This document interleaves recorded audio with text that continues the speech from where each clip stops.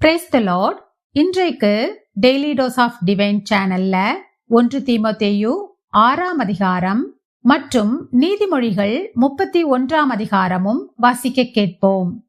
கர்த்தாவே, உம்முடைய வேதத்தில் உள்ள அதிசயங்களை பார்க்கும்படிக்கு எங்கள் இருதயத்தின் கண்களை திறந்தருளும் சுவாமி. ஆமேன். 1 தீமோத்தேயு 6ஆம் அதிகாரம். தேவனுடைய நாமமும் உபதேசமும் தூஷிக்கப்படாதபடிக்கு அடிமைத்தன நுகத்திற்கு உட்பட்டிருக்கிற வேலைக்காரர் யாவரும் தங்கள் எஜமான்களை எல்லா கனத்திற்கும் பாத்திரர் என்று எண்ணிக்கொள்ள கடவர்கள். விசுவாசிகளாகிய எஜமான்களை உடையவர்கள் தங்கள் எஜமான்கள் சகோதரராய் இருக்கிறதினாலே அவர்களை அசட்டை பண்ணாமல் நல் வேலையின் பலனை பெற்றுக்கொள்ளுகிற அவர்கள் விசுவாசிகளும் பிரியருமாய் இருக்கிறபடியால் அவர்களுக்கு அதிகமாய் ஊழியம் செய்ய கடவர்கள். இந்தபடியே போதித்து புத்தி சொல்லு. ஒருவன் நம்முடைய கர்த்தராகிய இயேசு கிறிஸ்துவின் ஆரோக்கியமான வசனங்களையும் தேவ பக்திக்கேற்ற உபதேசங்களையும் ஒப்புக்கொள்ளாமல் வேற்றுமையான உபதேசங்களை போதிக்கிறவனானால் அவன் இருமாப்புள்ளவனும் ஒன்றும் அறியாதவனும் தர்க்கங்களையும் வாக்குவாதங்களையும் பற்றி நோய் கொண்டவனுமாயிருக்கிறான். அவைகளாலே பொறாமையும் சண்டையும் தூஷணங்களும் பொல்லாத சம்சயங்களும் உண்டாகி கெட்ட சிந்தையுள்ளவர்களும் சத்தியமில்லாதவர்களும் தேவ பக்தியை ஆதாய தொழிலென்று எண்ணுகிறவர்களுமாயிருக்கிற மனுஷர்களால் உண்டாகும் மாறுபாடான தர்க்கங்களும் பிறக்கும். இப்படிப்பட்டவர்களை விட்டு விலகு. போதும் என்கிற மனதுடனே கூடிய தேவ பக்தியே மிகுந்த ஆதாயம்.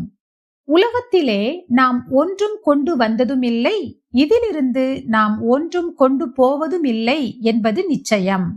உண்ணவும் உடுக்கவும் நமக்கு உண்டாயிருந்தால் அது போதும் என்றிருக்க கடவோம். ஐஸ்வர்யவான்களாக விரும்புகிறவர்கள் சோதனையிலும் கண்ணியிலும் மனுஷரை கேட்டிலும் அழிவிலும் அமிழ்த்துகிற மதிகேடும் சேதமுமான பலவித இச்சைகளிலும் விழுகிறார்கள். பண ஆசை எல்லா தீமைக்கும் வேறாயிருக்கிறது.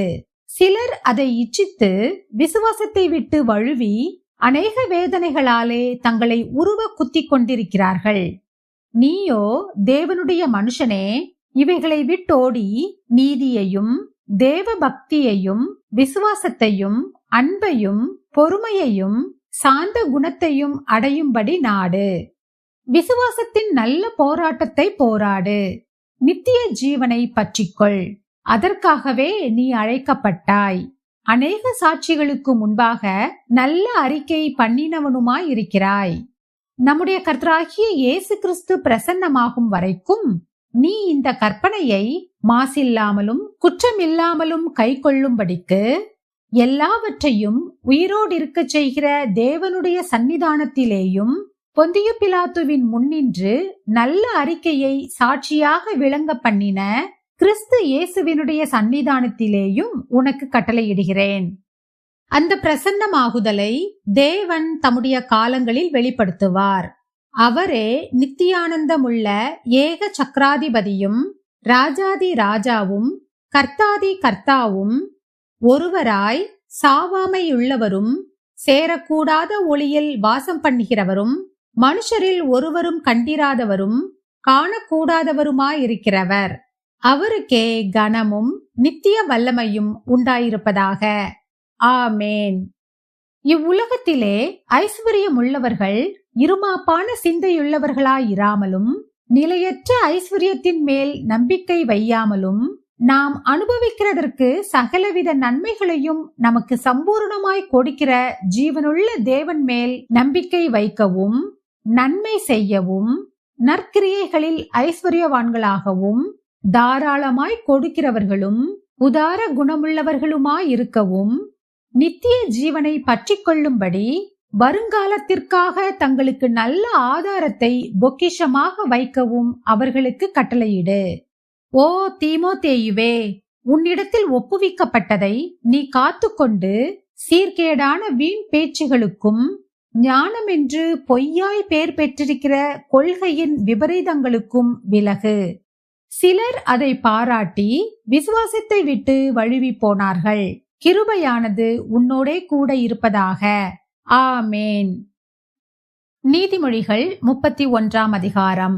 ராஜாவாகிய லேமுவேலுக்கடுத்த வசனங்கள். அவன் தாய் அவனுக்கு போதித்த உபதேசமாவது: என் மகனே, என் கற்பத்தின் குமாரனே, என் பொருத்தனைகளின் புத்திரனே, ஸ்திரீகளுக்கு உன் பலனையும் ராஜாக்களை கெடுக்கும் காரியங்களுக்கு உன் வழிகளையும் கொடாதே. திராட்சரசம் குடிப்பது ராஜாக்களுக்கு தகுதியல்ல. லேமுவேலே, அது ராஜாக்களுக்கு தகுதியல்ல. மதுபானம் பிரபுக்களுக்கு தகுதியல்ல.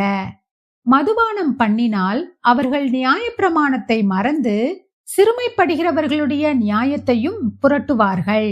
மடிந்து போகிறவனுக்கு மதுபானத்தையும் மனம் கசந்தவர்களுக்கு திராட்சரசத்தையும் கொடுங்கள். அவன் குடித்து தன் குறைவை மறந்து தன் வருத்தத்தை அப்புறம் நினையாதிருக்கட்டும். ஊமையனுக்காகவும் திக்கற்றவர்கள் எல்லாருடைய நியாயத்துக்காகவும் உன் வாயை திற. உன் வாயை திறந்து நீதியாய் நியாயம் தீர்த்து சிறுமையும் எளிமையுமானவனுக்கு நியாயஞ்செய். குணசாலியான ஸ்திரீயை கண்டுபிடிப்பவன் யார்? அவளுடைய விலை முத்துக்களை பார்க்கிலும் உயர்ந்தது. அவள் புருஷனுடைய இருதயம் அவளை நம்பும். அவன் சம்பத்து குறையாது. அவள் உயிரோடு இருக்கிற நாளெல்லாம் அவனுக்கு தீமையை அல்ல, நன்மையையே செய்கிறாள். ஆட்டு மயிரையும் சணலையும் தேடி தன் கைகளினால் உற்சாகத்தோடே வேலை செய்கிறாள். அவள் வியாபார கப்பல்களைப் போல் இருக்கிறாள். தூரத்திலிருந்து தன் ஆகாரத்தை கொண்டு வருகிறாள். இருட்டோடே எழுந்து தன் வீட்டாருக்கு ஆகாரம் கொடுத்து தன் வேலைக்காரிகளுக்கு படி அளக்கிறாள். ஒரு வயலை விசாரித்து அதை வாங்குகிறாள். தன் கைகளின் சம்பாத்தியத்தினால் திராட்சை தோட்டத்தை நாட்டுகிறாள். தன்னை பலத்தால் இடை கட்டி கொண்டு தன் கைகளை பலப்படுத்துகிறாள். தன் வியாபாரம் பிரயோஜனமுள்ளதென்று அறிந்திருக்கிறாள். இரவிலே அவள் விளக்கு அணையாதிருக்கும். தன் கைகளை ராட்டினத்தில் வைக்கிறாள். அவள் விரல்கள் கதிரை பிடிக்கும். சிறுமையானவர்களுக்கு தன் கையை திறந்து ஏழைகளுக்கு தன் கரங்களை நீட்டுகிறாள். தன் வீட்டார் அனைவருக்கும் இரட்டைப்புரை உடுப்பிருக்கிறதால் தன் வீட்டாரி நிமித்தம் குளிருக்கு பயப்படாள். இரத்தின கம்பளங்களை தனக்கு உண்டு பண்ணுகிறாள். மெல்லிய புடவையும் இரத்தாம்பரமும் அவள் உடுப்பு. அவள் புருஷன் தேசத்து மூப்பர்களோடே நியாயஸ்தலங்களில் உட்கார்ந்திருக்கையில் பேர் பெற்றவனாயிருக்கிறான். மெல்லிய புடவைகளை உண்டு பண்ணி விற்கிறாள். கச்சைகளை வர்த்தகரிடத்தில் ஒப்புவிக்கிறாள். அவள் உடை பலமும் அலங்காரமுமாயிருக்கிறது. வருங்காலத்தை பற்றியும் மகிழ்கிறாள். தன் வாயை ஞானம் விளங்க திறக்கிறாள். தயையுள்ள போதகம் அவள் நாவின் மேல் இருக்கிறது. அவள் சோம்பலின் அப்பத்தை புசியாமல் தன் வீட்டுக்காரியம் எப்படி நடக்கிறது என்று கண்ணோக்கமாயிருக்கிறாள். அவள் பிள்ளைகள் எழும்பி அவளை பாக்கியவதி என்கிறார்கள். அவள் புருஷனும் அவளை பார்த்து, அநேகம் பெண்கள் குணசாலிகளாயிருந்ததுண்டு, நீயோ அவர்கள் எல்லாருக்கும் மேற்பட்டவள் என்று அவளை புகழுகிறான். சௌந்தரியம் வஞ்சனையுள்ளது, அழகும் வீண். கர்த்தருக்கு பயப்படுகிற ஸ்திரீயே புகழப்படுவாள். அவள் கைகளின் பலனை அவளுக்கு கொடுங்கள். அவளுடைய செய்கைகள் வாசல்களில் அவளை புகழக்கடவது. நாம் ஜெபிப்போம். அன்பின் பரலோக பிதாவே, இந்த அருமையான காலை வேளையை தந்ததற்காக உமக்கு நன்றி கர்த்தாவே. எங்களுடைய ஆயுசு நாட்களில் ஒரு நாளை கூட்டிச் செய்த தயவுக்காக உமக்கு நன்றி கர்த்தாவே. இம்மட்டுமாக எங்களை சுகபத்திரமாக பாதுகாத்து எங்களை ஆசீர்வாதமாக வழிநடத்தி வருகிற தயவுக்காக உமக்கு நன்றி ஏசப்பா. கர்த்தருக்கு பயப்படுகிற ஸ்திரீயே புகழப்படுவாள் என்று சொல்லப்பட்டிருக்கிறது போல ஒவ்வொரு வீட்டில் இருக்கிற பெண்களும் உமக்கு பயந்து உம்முடைய வசனங்களின்படி நடந்து தங்கள் வீட்டில் உள்ள எல்லாருக்காகவும் ஜெபிக்கவும் அவர்களை உம்மண்டையில் வழி நடத்தவும் ஒவ்வொருவருக்கும் நீர்தாமே கற்றுக் கொடுக்க வேண்டுமாறு ஜெபிக்கிறேன் அப்பா. வீட்டிலுள்ள ஒவ்வொரு பெண்களும் தங்கள் குடும்பத்திற்காகவும் பிள்ளைகளுக்காகவும் ஜெபித்து தங்கள் குடும்பத்தாரை உம்மண்டையிலே வழி நடத்தவும் உம்முடைய வழிகளில் வழி நடத்தவும் அவர்களுக்கு கற்றுத்தாரும். எல்லா காரியங்களையும் நீங்க பொறுப்படுத்திக் கொள்ளுங்க, வழி நடத்துங்க, ஆசீர்வதிங்க. இயேசு கிறிஸ்து மூலமாக ஜெபம் கேளும் எங்கள் ஜீவனுள்ள நல்ல பிதாவே, ஆமேன். என் ஆத்துமாவே கர்த்தரை ஸ்தோத்திரி, என் முழு உள்ளமே அவருடைய பரிசுத்த நாமத்தை ஸ்தோத்திரி. என் ஆத்துமாவே கர்த்தரை ஸ்தோத்திரி, கர்த்தர் செய்த சகல உபகாரங்களையும் மறவாதே. ஆமேன், ஆமேன். நாம் அடுத்த நாள் வேத வாசிப்பில் சந்திப்போம். God bless you.